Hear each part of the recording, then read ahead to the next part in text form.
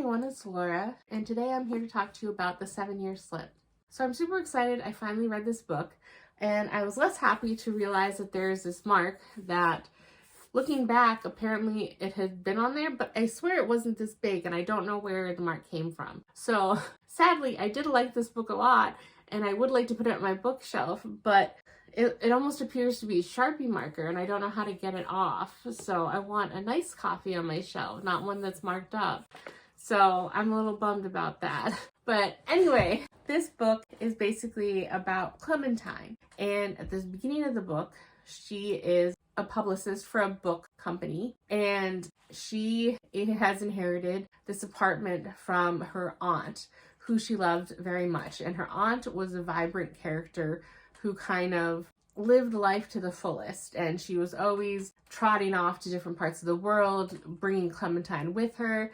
She was known to almost be contagious in her optimism and love of life, and she would attract people to her wherever they went. And Clementine had an immense amount of respect for her aunt and kind of wanted to be her aunt when she grew up. At the beginning of this book, her aunt died about 6 months ago, and Clementine has not had an easy time with it. She inherits her aunt's apartment, which she has a lot of fond memories of, and so she wasn't eager to move into it, even though it's in New York City and real estate is at a premium, and so going to an apartment where she owns and she doesn't have to rent, it still brought up a lot of memories for her, and so it was very difficult. And so she basically didn't resort to moving in until her old landlord was going to raise the rent on her, and it just didn't become financially feasible for her to stay in her old apartment. So she moves in, and she's having a hard time with it. And now, when she was young, when she was about 8, her aunt told her that the apartment was magical,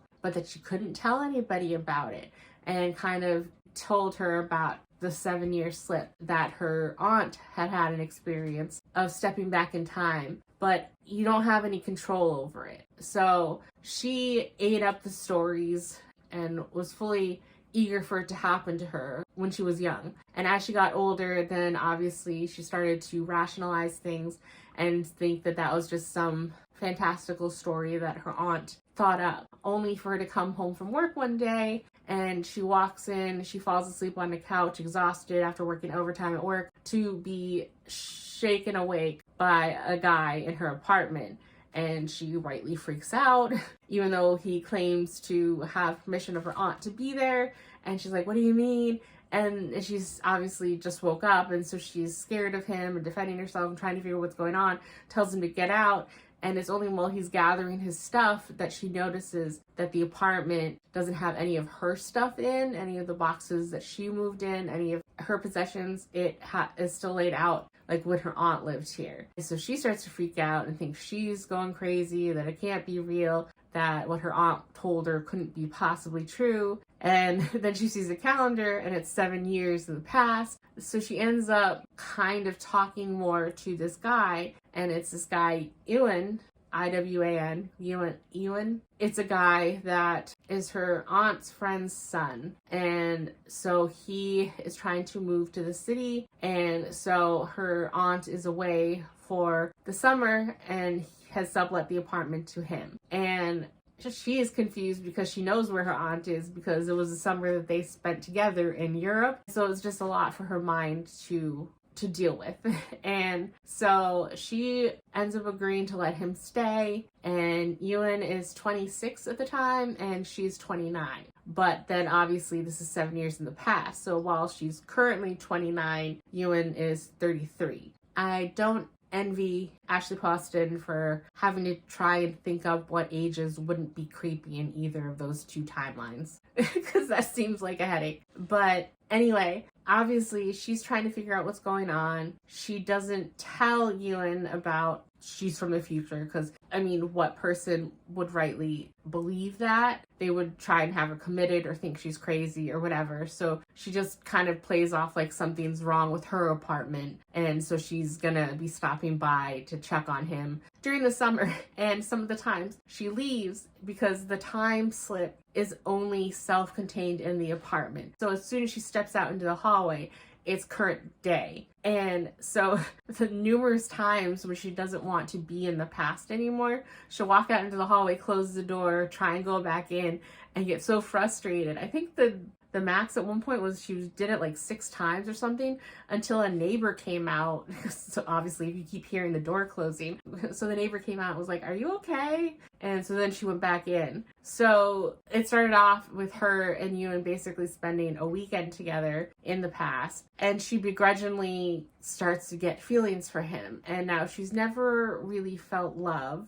Before the start of this story, she broke up with her boyfriend of like 3 months or something, and it was only a week ago or so, and she didn't cry. She didn't really feel anything for it. She has memories of her aunt telling her, like, when you know, you know, and she's never had that feeling. And she's inexplicably drawn to Ewan, but unfortunately she was also warned by her aunt, because when her aunt went through her own slip, she fell in love with someone, Vera, and their love story didn't work out. So she's warned Clementine basically her entire life, in this apartment, if you experience it, don't fall in love. So Clementine obviously tries to fight against it, but she's drawn to Ewan. And then in her current timeline, she finds out her boss is going to retire, and she's one of the people that is put up to take on more responsibility when her boss retires. So she's eager to do what she can to prove herself.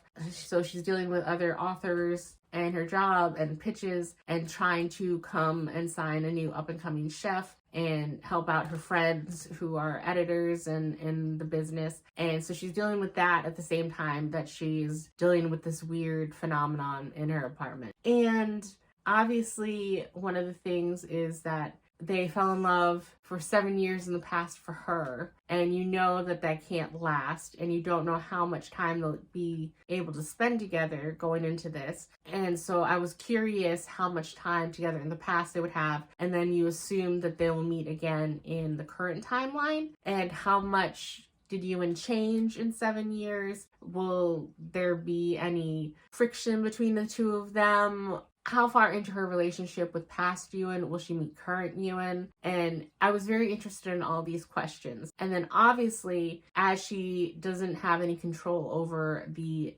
time jumps into the past, was it going to be believable, her relationship with Ewan and any feelings she got from him? Because obviously there's going to be a limited quantity of time that they could spend together in the past, because I want to root for them in the current timeline, and you don't want it to feel too insta-lovey. So overall, I was very happy with most of the book. The thing is that most of the relationship, she did go back a few times to the past. So it wasn't just, like 1-2 hour period and then I'm supposed to believe that they know this is ever after.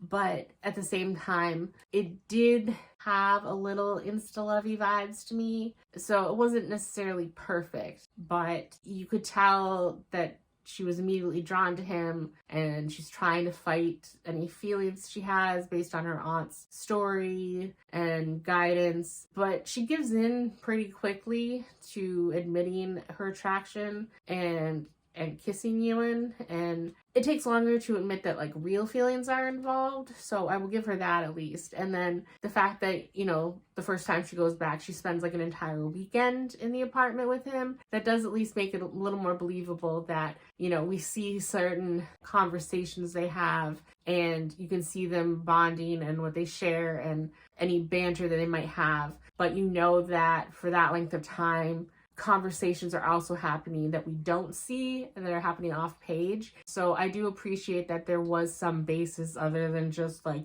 oh man, good looking man, I like you, and let's live forever, happily ever after. So I did think for the type of story this is, she did balance that very well and make it believable. And I did like the approach when Clementine did meet current day Ewan, and having to basically acknowledge that a person can change a lot in 7 years, and trying to discover, because people in relationships can grow apart, they can grow closer together. Did he grow in a way that current day Clementine, who fell in love concurrently with old Ewan, will she be able to fall in love with current day Ewan? And so it is very interesting to see. And I do like that acknowledgement, because, when I think about who I was 7 years ago, I'm at the age where I I do believe I haven't changed a lot, but at the ages that he was, 26 to 33, I definitely changed quite a bit over that time. And just even the more you become an adult, the more confident you often become in who you are as a person. So he, in the past, was just starting his life journey and what he was going to do with his career. And so it's very interesting to see. So overall, this, I've seen it got a lot of hype, and I was very happy for there to be hype so that I looked into it. And like I said at the start, I am sad that my copy has kind of somehow been defaced, but if I can't figure out a way to get the markings off, I will be unhauling this version and trying to find a nice version for my bookshelves, because I do see this being a future comfort read for me, because it is only 326 pages, and I'm a sucker for stories like this. The Lake House movie, I mean, it's not one of my favorites, but I do like that movie, and I could see myself wanting to reread this. So overall, I gave this a 4.5, and I really liked it. So that's all I have to say about this book, and I will see you in the next video. Bye!